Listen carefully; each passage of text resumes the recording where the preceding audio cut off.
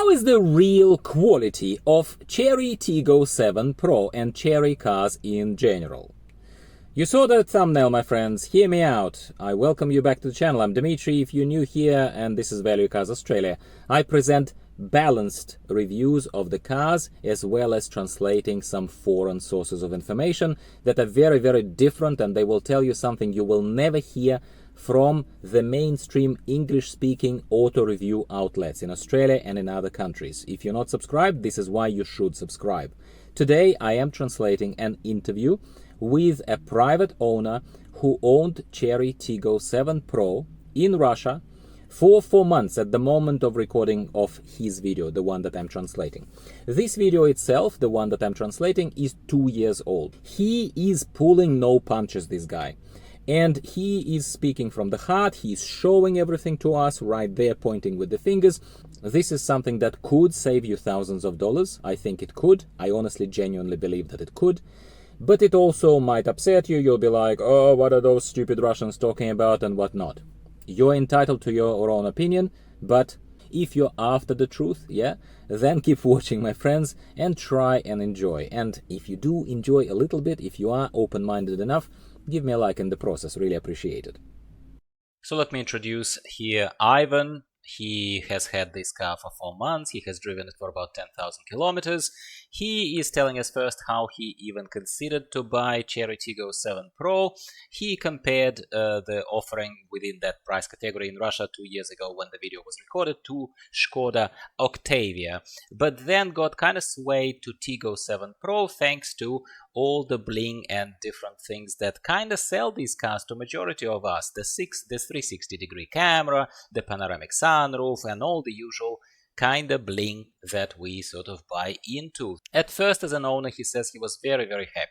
And his wife was happy, his kids were happy, large interior of the car, panoramic sunroof, and all, like we said already, the bling that sells these Chinese vehicles. Then the troubles began slowly. First, he points out here that the paint started peeling a little bit in a few spots shortly after the ownership of the car began. Well, at the moment of recording, it's 4 months, so that just tells us that it didn't take it all that long for this effect to begin. And the PVC or the rubber finishes, those seams kind of in the thresholds and on the wheel arches, they also shown certain signs of being worn out, kind of grazed a little bit and worn out there. So let's keep going. He's showing us the unprotected areas with some of the exposed paint on the inside panels of the tailgate door. He covered it up apparently with some protective transparent film that we can barely see here in the camera, but he points out that there is some bubbling of the paint that is happening in spite of the film, even more so. So all of this is evidently unpleasant when you purchase the car, and less than 4 months presumably down the track, boom, this is what starts happening.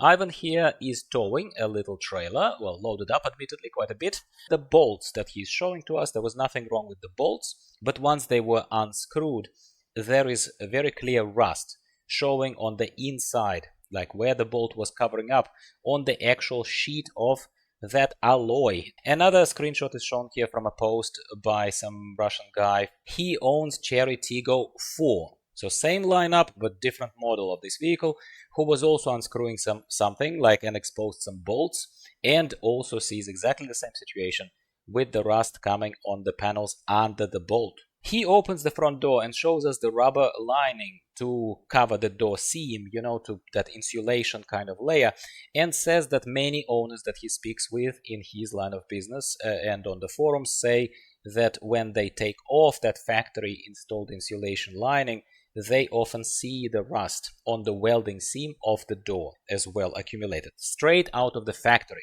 according to him.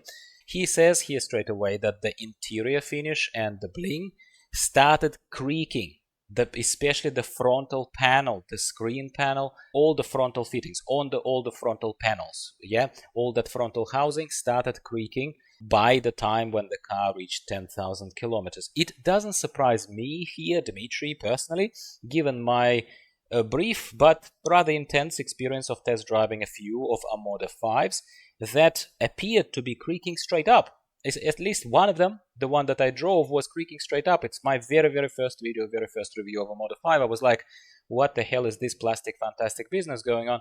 But Tiggo 7, just recently that I test drove, like credit where it's due, it looked more sturdy, it looked better put together to me. However, clearly same manufacturer and possibly the same production line. Ivan also talks about the market trend that he's seeing of how Chery brought different models to their Russian provincial market, which is insightful and thought-provoking for us in its own way. Just hear me out. He says that Chery Tiggo 7 was on the market for about 1 year. Then that model was discontinued and they brought in Chery Tiggo 7 Pro. And keep in mind that, again, that this is a 2-year-old video that we're translating here, so this might have been recorded sometime in 2021 when I just started this channel and had my MGHS. At that moment, he says, Chery started rolling out Chery Tiggo 8 Pro, already shifting and kind of losing focus on their Chery Tiggo 7 Pro model. So what he's suggesting here is that all of that movement, rapid movement and rapid saturation of the market with this fast food, let's call it fast food, none of those models that Chery introduced to the Russian market have been properly maintained or been flagships of the brand for any respectable amount of time whatsoever. They simply continue rolling new models with some iterations on it, but it's a different model. It's not the car you bought, if you know what I mean. So they keep introducing these new versions, and if anything is somehow properly supported, like Tiggo 7 lineup, it is mostly by the aftermarket, by enthusiasts, commercial service centers such as Klubny Service, or private owners, tinkerers. Let's call them tinkerers. In Russia, any automotive person is basically a tinkerer. So basically, none of this is instilling long-term ownership confidence. Ivan shows us how the rubber lining from the front door actually leaves a mark on the door frame, believe it or not. Natural, that natural factory rubber lining, which is rather crazy to see and is particularly visible here on the white color over here that he's showing to us.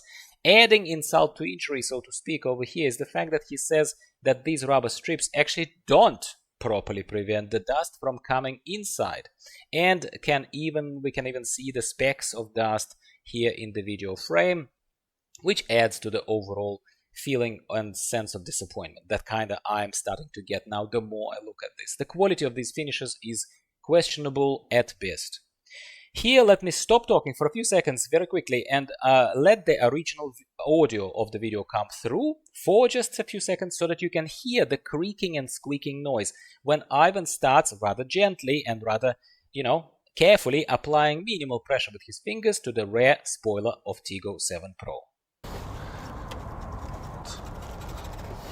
So he says it's sad when the whole car is like this. He kind of throws his hands up in the air and says that something squeaks, something creaks, something marks on other panels. You know what I mean. He honestly talks about how we define the sunken cost fallacy, where the people become poorer in Russia, yeah? And I would say with our rising interest rates in Australia, we are probably becoming poorer statistically as well. And people naturally in those conditions, they go for cheaper segment of Chinese cars in this particular case, even though I humbly believe still, as I expressed in a different video, that Chery Tiggo 7 Pro is priced wrongly by Chery Australia. They are losing, they don't have the quality, they don't have the market share, yet they're pushing very aggressively too high into the price category. But that is a rant for another time. So people who have fallen victims to the sunken cost fallacy, they have bought these cars, they went for the cheaper things because they kind of fooled themselves thinking that they are truly able to get that cheap Mercedes. And then this stuff starts happening and they are almost kind of objectively seeing what's shown on the screen, but their brain is not allowing them to accept the fact that they messed up. So that's when they consciously close their eyes often. Not saying you are like that, but a lot of people are in the comments. Just read them to those videos, to my videos. And they want to deny these shortfalls. He also says that he thinks that buying a car and financing it or leasing it for 5 years, if it's a Chinese car, is an absolute madness. I will not want to rant on and on and on about this. I just wanted to bring this to your attention because I think that, as I said in one of my previous videos, there are Chinese cars and there are Chinese cars.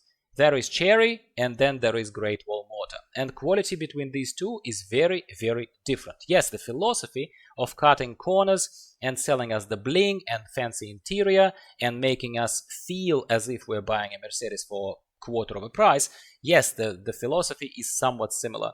However, the quality of execution, I believe, is different. So in this case, let's only talk about Chery Tiggo 7 Pro and what we've seen. And there you go, my friends. That's all. I hope that you still are okay there and haven't popped all of your hot pills all at once. And on one hand, I personally will not be expecting a Christmas card from Chery Australia this year, but on another, maybe, just maybe, I have just helped some of you save your hard-earned 40,000+ Australian dollars. Ho, ho, ho. Let me know what you think. Just please stay within the lines of being polite and respectful. Express your opinion. If you think that he's being too biased, too negative, or I am being too biased and too negative, do let us know. And like the video in the process, and subscribe for more. More videos like this are coming, because this is the unique stuff that you will never hear anywhere else on the English-speaking auto review channels. Thank you for watching, and goodbye for now.